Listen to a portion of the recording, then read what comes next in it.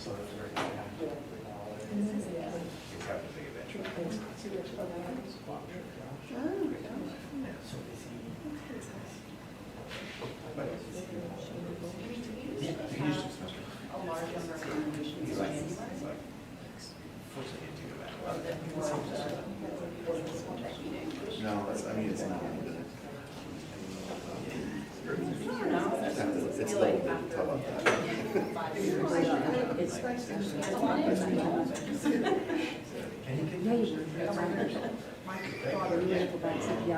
And you were sitting over there.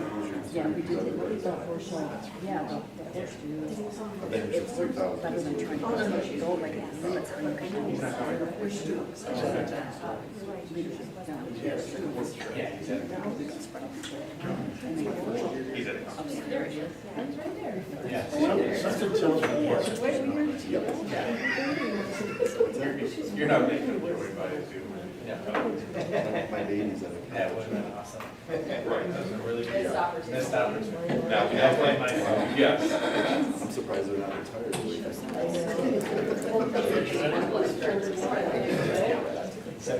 You ready? Happy holidays and welcome to the Granville Exempted Village School District Board of Education meeting, December 16th, 2024. Call to order. Please join me in standing for the Pledge of Allegiance. Pledge allegiance to the flag of the United States of America and to the republic for which it stands, one nation, under God, indivisible, with liberty and justice for all.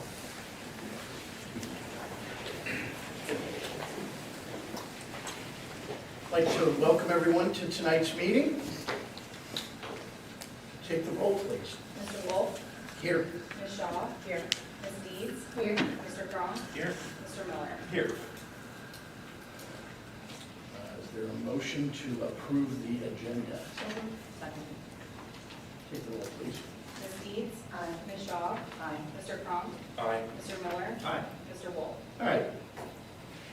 Commendation. Yeah, if you don't mind, I'm going to just stand right, or sit right here, because all we're doing is pointing at the image of Josh Duvall. So tonight, we'd like to congratulate Granville High School's athletic director, Josh Duvall, for earning the NIAAA State Award of Merit. This award is presented during the Ohio Interscholastic Athletic Administrators Association State Conference and recognizes outstanding leadership, service, and meritorious achievement in interscholastic athletics. Each state selects and presents the award to an AIAA member.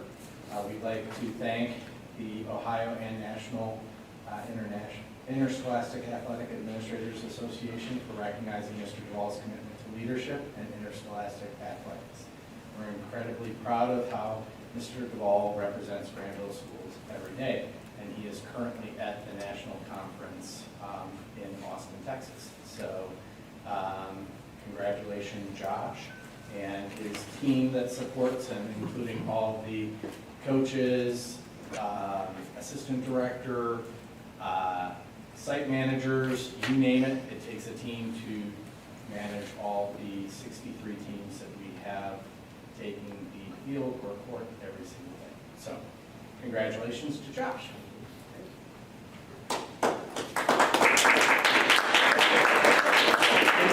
In case he's watching.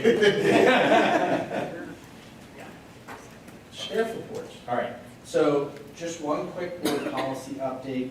It's a first reading of the executive session policy. There was a court case that was settled related to property being one of the rationales for entering into executive session. They clarified two words within that statement that allows you to enter into executive session.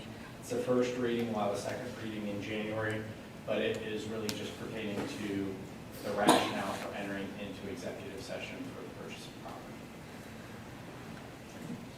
And lame duck will be ending soon, and so I anticipate the January update of board policies will be more significant than what I just described. That doesn't work. have that to look forward to. Great way to start. Okay, Let's continue with. yes. So I'd like to take a minute to update the board on the progress that the Strategic Planning Committee is making, as well as the Facility Master Planning Group, because it is really coming to the community shortly. And I have the, please join us, Facility Master Planning Community Meeting, Wednesday, January 15th at 7 o'clock in the Granville High School Auditorium. By the way, that was the only date in the entire month that the theater was available because of the play and music concerts and all the other things that would happen on a day-to-day basis in the theater. But I'm probably going to reference that 3 more times for the audience so that we have a lot of people that attend that meeting. So with recent economic and imminent residential development occurring in Granville schools, the board and the administration almost 2.5 years ago started to develop a strategic planning committee to outline the ways that we would adjust and pivot to growth based on what is happening in our local community. So the Strategic Planning Task Force is about 40 members of our community with a wide range of expertise that come together. And what we did is we created 5 focus areas. We looked at enrollment, we looked at land use and housing, we looked at the fiscal implications of growth, we looked at learning as programmatic changes occur, and I am completely blanking on the 4th one that is on my screen, but and then facilities, yes. Well, obviously, thank you, that's why Brittany's here. So the initial strategic planning task force, one of their first goals was to look at the facilities and recognize the fact that when we did our analysis, the analysis showed that our K-6 population and buildings were pretty much at capacity, 95% full. And the only reason why it was at 95% was because we opened up the back building at the elementary school for 2 additional kindergarten classrooms. The 7 through 12 environment looks a little bit more balanced. It's about at 80%, 75 to 80% at capacity, which means we have room to grow in the 7 through 12 environment. But that K-6 environment will be challenged when you start to look at growth that's occurring. And when I say growth that's occurring, a lot of times people in the community don't recognize that in other areas of the community that they don't live in, there are developments that are occurring right now. So Willow Bend is 67 homes on River Road that has been under development for the last year. It has at least 11 home sites that are sold. There are 67 in totality. So within a year, we're going to start seeing homes completely constructed and occupied by residents that potentially have students, which has implications for our planning. So the other thing that we did was look at enrollment growth. And enrollment growth, you look at 2 different things. You look at historical perspectives, looking at how have we grown with mobility in the past, and looking at live birth rates. And then you combine that with a future forecasting, looking at what land could potentially be developed for additional homes that could take that historical enrollment and change the trajectory based on a larger development going. The good news is Granville has history with that. When you think about Park Trails was about 354 homes that went in the early 2000s and time frame, and that required the additional building of the intermediate school. So those are the types of situations that we look at in that planning process. And so after we looked at capacity and enrollment, the Strategic Planning Committee felt that it would be prudent to engage with a facility master planning process. We went through an RFP process, selected Fanning and Howey architects that also do facility master planning as part of their book of business. And so we started that engagement early last spring and have continued that process all the way through this year. That process has included building capacity of our leadership team to understand what the facility master planning process is. They've met with all the K-12 teachers to help them understand what the facility master planning process is. Then they did student focus groups in 3rd, 6th, 8th, and 12th, 10th and 12th grade to kind of talk about the learning experiences that they would like to see or enjoy within our schools when thinking about facility master planning. And then more recently, they've met with the strategic planning task force to talk about what the community engagement process is, looks like when you engage in that input process and that collection of data. So we are now at the point where we are going to go to the community and help them understand, one, the facility master planning process, but two, give them opportunities for input and feedback to the school district as we craft a vision of what Granville will look like as we change with growth. And I think it's really important to understand that I know it sounds like growth is on the horizon, but one or two things can happen that can trigger a relatively quick pivot to a need of a facility, a different approach. And so our whole goal through that process has been to help the community understand our response when growth occurs. So we know growth is going to occur. We want to keep the cultural norms and expectations and our continuous improvement mentality in Granville schools. So we want to maintain what we do very well, but we also want to prepare for growth for what happens in the future. Much of what happens in growth environments is not at the discretion of the Board of Education, and it's not at the discretion of the superintendent. It is usually a municipality or a township having some type of thing or development happening within their boundaries. Sometimes they have control, sometimes they don't either. So it's important for the community to understand why we're undertaking this process and what's in our control and what's not in our control. So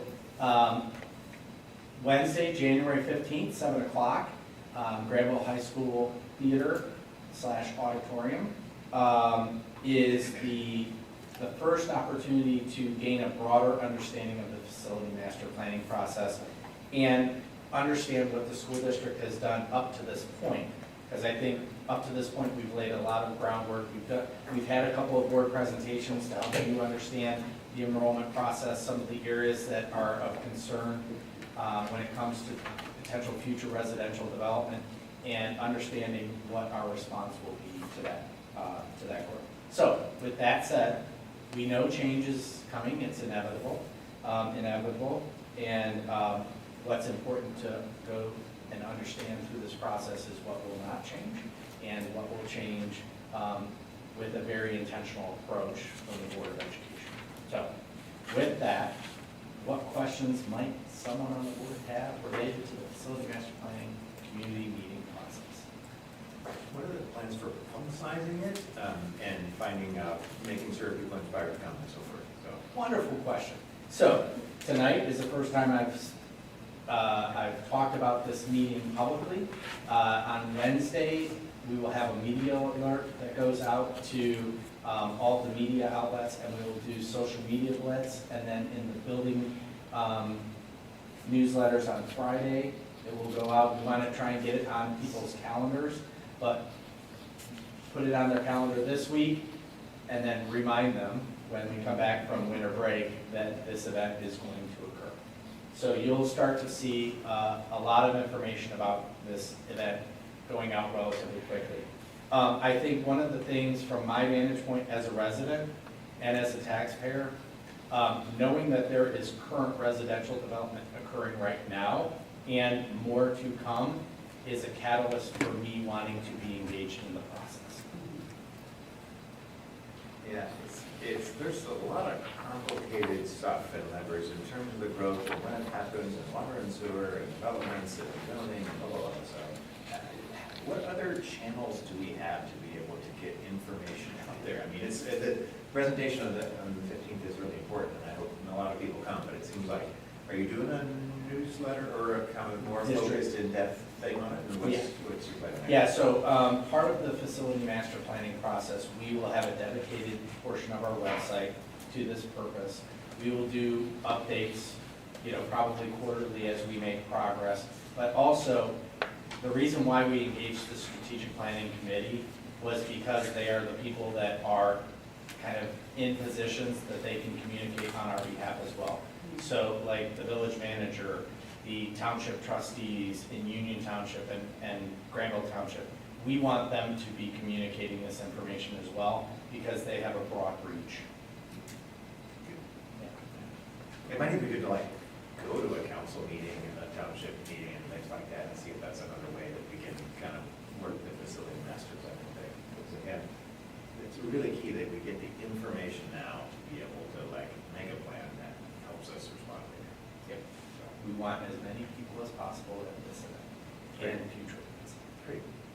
I just have a logistical question. Will this be a time for people to ask questions, or is it more of a presentation of information? There will be a presentation of information initially, and it will take quite a bit of time to actually give them almost 2 years of information in an evening.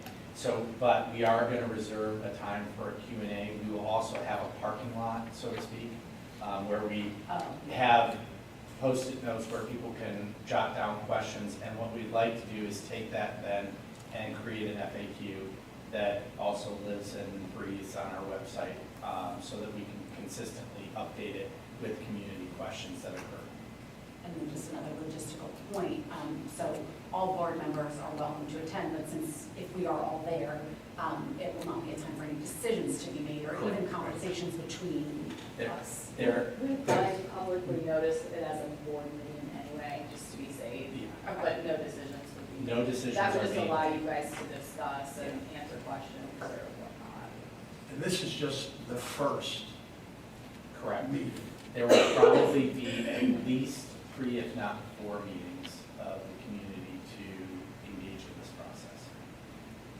And we'll take as long as it takes to create a plan that is understood throughout the community. Do we have a representative on the strategic planning task force that can attend as a voice outside of the board? We have a meeting tomorrow night, and we're gonna ask that many of them who have been engaged through the entire process actually are a part of the presentation. Because they are in better seats than ours to answer some of the questions about annexation or economic development, residential zoning, and water and sewer availability, all those types of questions that people might have. There are people in the room that are on the strategic planning task force that are better equipped to answer those questions. And we've had 2 board members at all the strategic planning task force. Correct. So, please join us at the Facility Master Planning Community Meeting on January 15th. 2. No, it's 3. At 7 o'clock in the Granville High School Theater. Thank you. Jeff, bring the monthly financial report.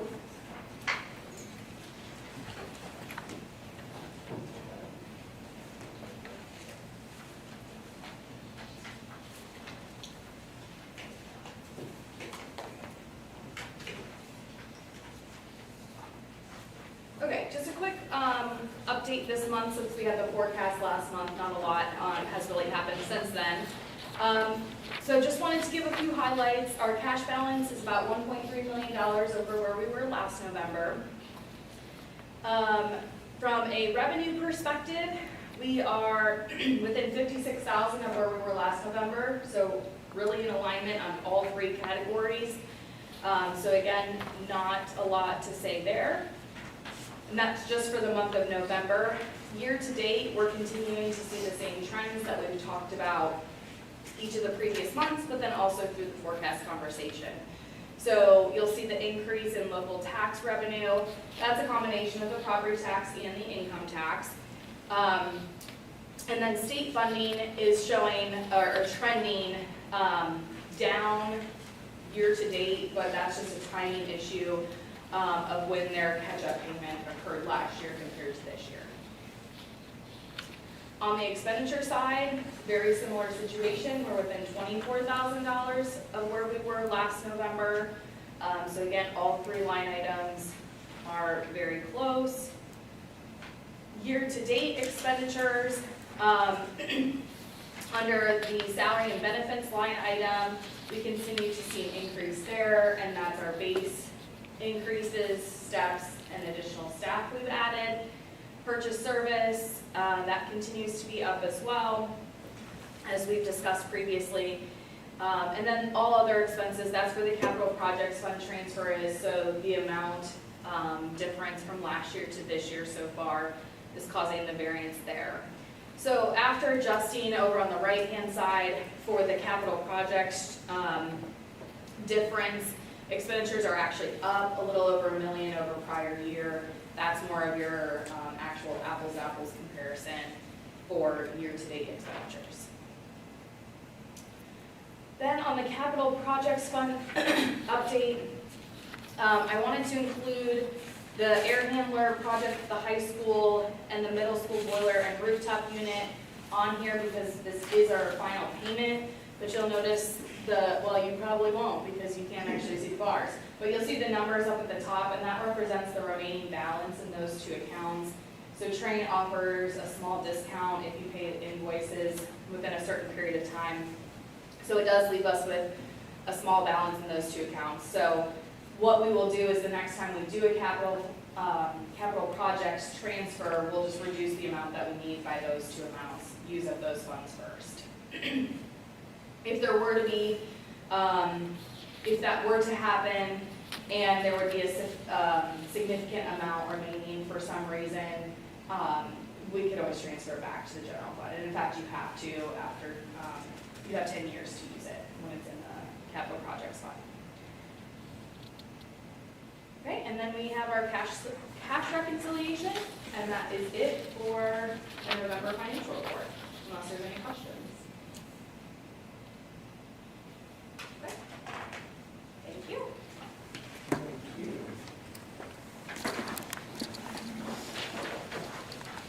We've come to the point of the meeting for public comments.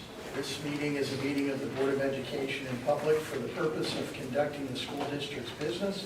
It is not to be considered a public community meeting. There is a time for public participation during the meeting as indicated in the agenda. Encourage anyone that would like to address the board. Please come up, state your name and address. You have up to 3 minutes.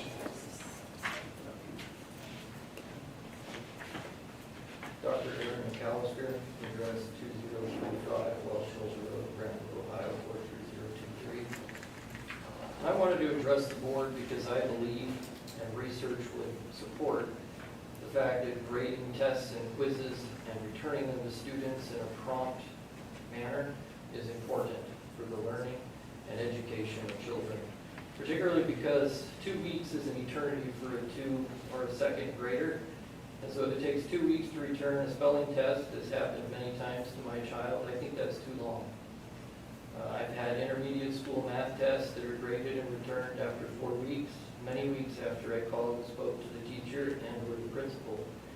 This year I've had several episodes with math teachers and science teachers where I'll ask my daughter, why is your grade the way it is? Can I please review some of the tests with you, make sure you understand the concept?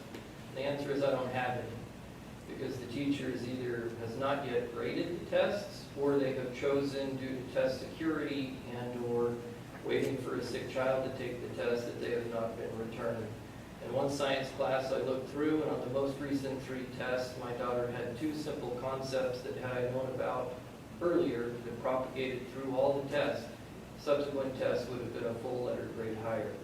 And this is simply because of the policy and or the preference of the teachers not to return the test or choosing to delay grading. In some instances, the teacher will take longer to grade the test than the student will have to review the test prior to the subsequent or final exam. And I think this is an opportunity lost for the child to learn simple concepts that they can then build on. Because learning is an iterative process, and nothing helps the student more than pointing out minutia and/or small differences to their understanding to what should be correct. And I think that happens on the tests.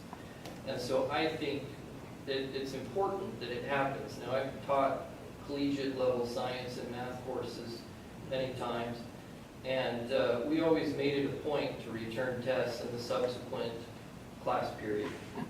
And I think that's what should be happening for younger children as well in the high school and elementary level. And I don't see that happening for many teachers here and for many pupils.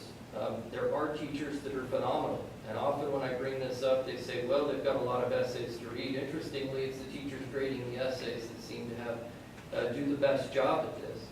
But when I look and when I talk to principals, I don't see any statement anywhere about what the correct time frame is for returning tests. And I think it should be very quickly, and it should be very prompt. That's what I have. Thank you. Thank you very much. Sorry.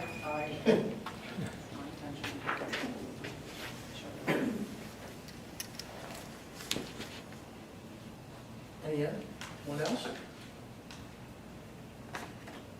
Thank you. Board discussion. Jeff, do you want to? Okay, obviously I mentioned, if you didn't hear me, there's a facility master plan committee meeting on January 15th at 7 o'clock in the GHS Theater. So if you want to have any board discussion on that, but I'd also give the board members opportunities to update the community on any of the committees that you serve on behalf of Granville Schools. So. Well, Dr. McAllister, thank you for your comment real quick. I just asked that, Jeff, I know with Schoology and updated technology, a lot of children do receive instant grades actually back, but maybe something to look into is those further paper tests with our building principles and expectations. Thank you. So when is that facility master? Glad you asked, January 15th. You know, I had the opportunity to sit with the master planning committee for the last meeting with Thomas as well, and I think there's a lot of great information in there. And, you know, at some point, the school board and the district will be forced to pull levers, and it's going to be a great opportunity to kind of have the community engaged on when we think those levers may be pulled and how we're going to pull them. I think one of the questions that, you know, I've had a lot is, you know, this mentality of can we just build on to the existing facilities we have? And a lot of what we've looked at is the growth of Granville is really coming from the outside in, as you had suggested, Jeff, many times. And really, you know, retrofitting or upgrading or adding on to those facilities might not be, it is an option, but it might not be the best option, knowing that this community will grow from the outside in. And some, you know, adding on another neighborhood with 2 or 3 buses might not be the prudent thing to do to bus to one facility at a time. So I think kind of putting that in perspective of, you know, looking at all options, knowing that we're growing from that outside in perspective during this process. Yeah. There was certainly a lot of discussion and concern and questions about growth 2 years ago. Right, when Intel made the big announcement that they're coming here and so forth, there was a lot of people that were concerned, and there's a lot of things in motion. I think it's gotten kind of quiet recently, right? And maybe it was the, you know, mortgage rates were higher, and so that kind of slowed down building. Maybe Intel slowed down a little bit, things like that. I think we've kind of gotten involved in like, oh, it's all pretty good and fine, and things like that. But at some point in the future, things are moving, right? And things are changing. And this part of the country is going to be very different from Licking County specifically. You know, overall, it's going to go through both. We are really fortunate to be able to do these long-term planning. We're really fortunate that we've been doing long-term planning. you know, the village and the township and the strategic plans that we have kind of set in stone the things that are important about Granville, right? And I think we, through our mission and vision statement, have done the same for the schools, right? So I think we have a strong base to work from, but certainly change is coming, right? And I think if we get the entire community to engage in this process, we can come up with a great outcome, right? And I'm very long-term optimistic about where Granville's going to stand in the broader community and where the school district is going to continue to have, like we have for 200 years, fantastic, you know, results. But because there's going to be a step change relatively shortly, we got to make sure that we're solid with those plans now. So hopefully people will be interested enough, and hopefully we can come up with some kind of, if not consensus plan, right, that's understood, because oftentimes these conversations come up only when there's a levy for a bond, or they only come up when there's a specific event about water and sewer or something like that. And we need to be proactive now, right, so we're not responsive later to things. And I think this is exactly the right plan. So I'm going to be encouraging folks to come along, and I know that we'll find ways to get others to do that too, but we need to get through this process. I think ultimately, the goal of the process is to make sure everyone's educated on what's happening around them and in our community.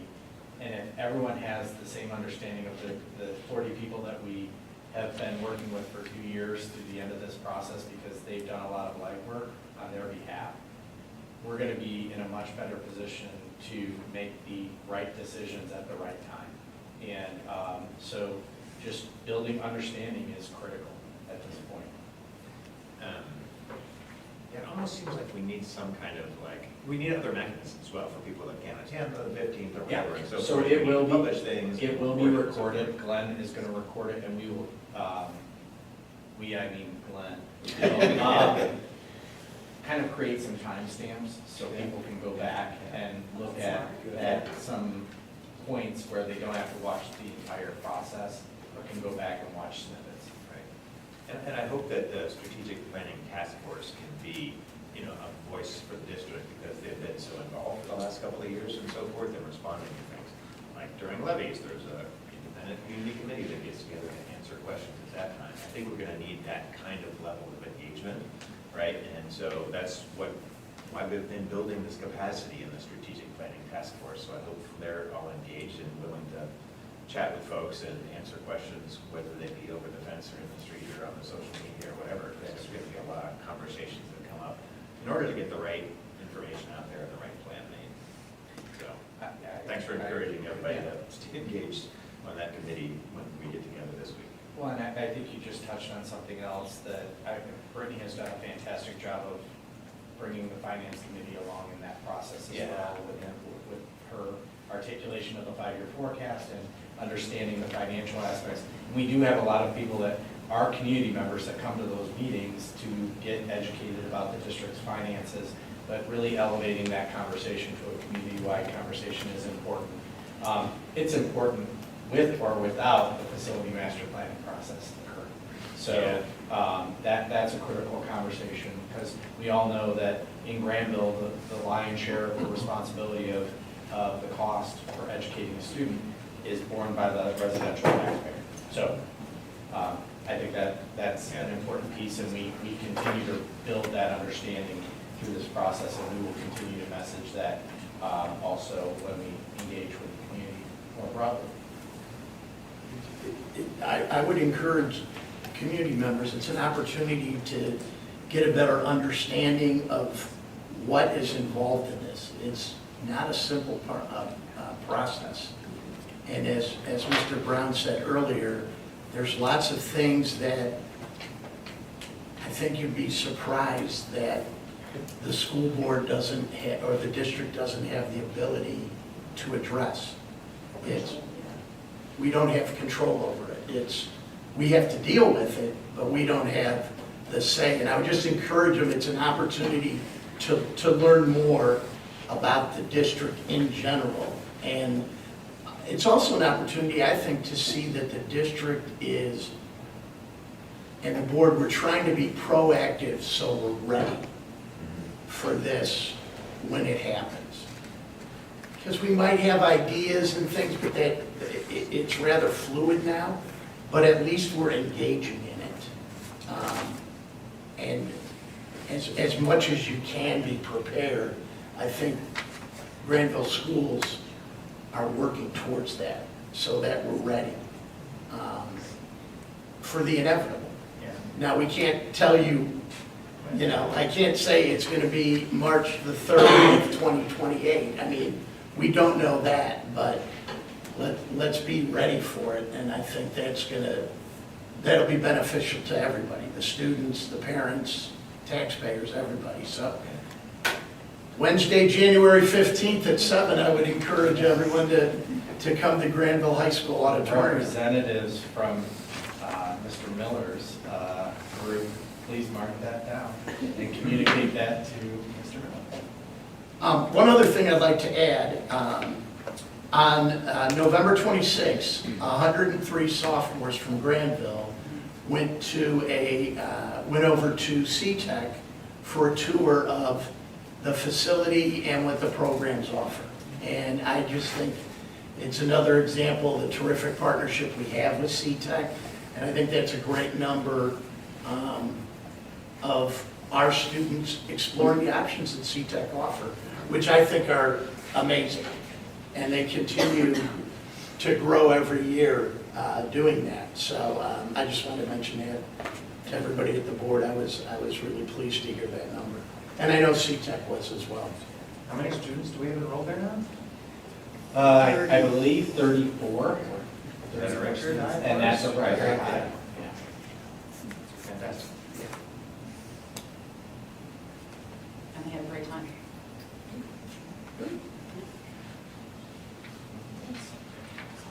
Holiday concerts were awesome. It's my favorite. Yeah.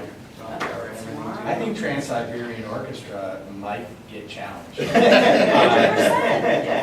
Serio, what is it, the Christmas Serio and Serio? Sarajevo, yeah. Sarajevo, thank you. It's phenomenal. Any other board discussion? Okay, let's move on to the action agenda. Okay, our first action item, 10.01, is to establish the President Pro Tem for the January 25th organizational meeting as Freckle, the city president. So moved. Second. Take a roll, please. Ms. Deeds? Aye. Ms. Shaw? Aye. Mr. Crum? Aye. Mr. Miller? Aye. Mr. Wolf? All right. Thank you. 10.02 is the approval to join the OSBA Legal Assistance Fund. So moved. Second. Did you give that to? Any questions or comments? Take the roll, please. Mr. Crum? Aye. Ms. Deeds? Aye. Mr. Miller? Aye. Ms. Shaw? Aye. Mr. Wolf? Aye. Okay, and the next item is to approve the joining of the Ohio School Boards Association. So moved. Second. Take the roll, please. What are the costs of both the legal assistance fund as well as the annual? So the annual membership to OSBA is around, I think, $3,500, but it does fluctuate with enrollment in ADM. And then the legal assistance fund is, I think, $250 or maybe, it's a nominal fee. But we have, actually, this board has benefited from the legal assistance fund, where they covered the cost of legal engagement that we had probably 4 or 5 years ago. So we've benefited from that process. And we prevailed, by the way. So Does OSBA receive state support to be able to kind of continue to offer their services? No, and it's so all forth, or is membership. it all membership? all- It's actually 8,000. Oh, It's membership. okay. So it's a But little bit legal more. assistance, I think you're right. No, I mean, It's it based does on having to do ADA. the policies and all that kind of stuff and so forth, which really disastrous, so it's great that we have a good organization on there. Yeah. Have they had a big increase or they pretty steady? I actually think that is increased. So because- it's actually a calculation of expenditure per pupil data times 60% of your ADM. Yeah. Really? That's So how they- if you spend more per pupil, then you have to pay more for your Like, OSBA? I think it's specifically say that this is our expenditure per pupil, or if it's the No, state I know, average? State average. Okay. Yeah. Yeah, I don't They think would that's be doing district great. specific. Right, yeah. That would be a weird calculation, Yeah, but, okay, that makes sense. Okay, thank you. yeah. Take the roll, please. Ms. Deeds? Aye. Mr. Cross? Aye. Mr. Miller? Aye. Ms. Shaw? Aye. Mr. Wolf? Aye. 10.04 is the revision of a previous agenda item related to board policy adoption. So moved. Second. Okay, so this is really a clerical error that we're adjusting. We did not have the right language associated with the policy for bus driver examination and training. It was to rescind that policy because there was a replacement policy. We put it as a modification, so it's actually just rescinding the policy. Do we have to? No, we've already adopted the other one. Oh, okay. Yeah. All right. Okay. Take the roll, please. Mr. Miller? Aye. Ms. Shaw? Aye. Mr. Cross? Aye. Ms. Deeds? Aye. Mr. Wolf? Aye. Okay, consent agenda 11.01 A through C5. So moved. Second. And I'd like to just call your attention to the donation from Denison University as part of their community stewardship donation of $15,000. That's something that they've been doing for, I believe, close to 10 years now. So that's a positive. We appreciate that. There is one retroactive aspect of the supplementals for girls soccer at .5. We had a resignation early, and then that didn't get caught on a previous agenda. So we have the resignation on the agenda and the replacement, but it is retroactive. We have a couple of resignations with appreciation of service, and we have one unpaid leave of absence. Good to see our former creditor, Mike Sobel, continue to come back and support our. I was trying to ignore that. No, we'd like Hey, We'd love Casey's watching.